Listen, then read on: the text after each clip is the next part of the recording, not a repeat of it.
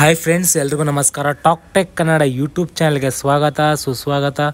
ಗೃಹಲಕ್ಷ್ಮಿ ಯೋಜನೆ ಮತ್ತೊಂದು ಅಪ್ಡೇಟ್ಗೆ ನಿಮಗೆಲ್ಲ ಪ್ರೀತಿಯ ಸ್ವಾಗತ. ಗೃಹಲಕ್ಷ್ಮಿ ಯೋಜನೆ 5ನೇ ಕಂತಿನ ಹಣ ಪಡ್ಕೊಬೇಕಂದ್ರೆ ನೀವು ಮತ್ತೆ ಗೃಹಲಕ್ಷ್ಮಿ ಯೋಜನೆಗೆ ಅರ್ಜಿ ಸಲ್ಲಿಸಬೇಕಾ, ಏನಕ್ಕೆ ಸಲ್ಲಿಸಬೇಕು, ಯಾರು ಸಲ್ಲಿಸಬೇಕು ಅಂತ ಈ ವಿಡಿಯೋದಲ್ಲಿ ಕಂಪ್ಲೀಟಾಗಿ ಮಾಹಿತಿಯನ್ನು ತಿಳ್ಕೊಳ್ಳೋಣ.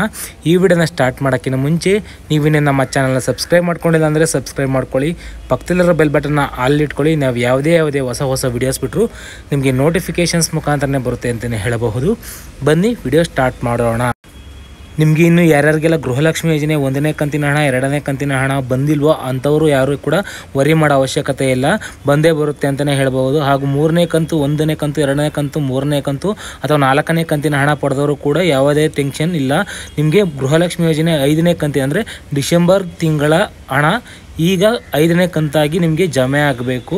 ಆದರೆ ಅವರಿಗೆ ಒಂದು ಸರ್ಕಾರ ರೂಲ್ಸನ್ನು ಮಾಡಿದೆ. ಏನಪ್ಪ ಅಂತಂದರೆ ಗೃಹಲಕ್ಷ್ಮಿ ಯೋಜನೆಯಲ್ಲಿ ಕೆಲವೊಬ್ಬರು ಅರ್ಜಿನ ಸಲ್ಲಿಸಬೇಕಾಗುತ್ತೆ. ಮತ್ತು ಯಾರ್ಯಾರು ಅಂತಂದರೆ ಗೃಹಲಕ್ಷ್ಮಿ ಯೋಜನೆಯಲ್ಲಿ ಯಾರ್ಯಾರೆಲ್ಲ ರೇಷನ್ ಕಾರ್ಡಲ್ಲಿ ಮತ್ತೆ ತಿದ್ದುಪಡಿಯನ್ನು ಮಾಡಿಸ್ಕೊಂಡಿರ್ತೀರ, ಸ್ಪೆಲ್ಲಿಂಗ್ ಮಿಸ್ಟೇಕ್ ಆಗಲಿ ಅಥವಾ ಮೆಂಬರ್ನ ಆ್ಯಡ್ ಮಾಡ್ಕೊಂಡಿರ್ತೀರ ಅಥವಾ ಮನೆ ಮುಖ್ಯಸ್ಥಿ ಚೇಂಜ್ ಮಾಡಿಸಿರ್ತೀರ, ಅಂಥವರು ಮತ್ತೆ ಅರ್ಜಿಯನ್ನು ಸಲ್ಲಿಸಬೇಕಾಗಿರುತ್ತದೆ. ನೀವು ಅರ್ಜಿಯನ್ನು ಬೆಂಗಳೂರು 1 ಗ್ರಾಮ 1 CSC ಸೆಂಟರ್ಗಳಲ್ಲಿ ಹೋಗಿ ಮತ್ತೇನು ಅರ್ಜಿ ಸಲ್ಲಿಸಬೇಕಾಗುತ್ತೆ. ಇಲ್ಲಾಂದರೆ ನಿಮಗೆ ಇನ್ನು ಮುಂದೆ ಗೃಹಲಕ್ಷ್ಮಿ ಯೋಜನೆಯ 5ನೇ ಕಂತಿನ ಹಣ ಯಾವುದೇ ಕಾರಣಕ್ಕೂ ಬರೋದಿಲ್ಲ ಅಂತ ಹೇಳ್ಬೋದು.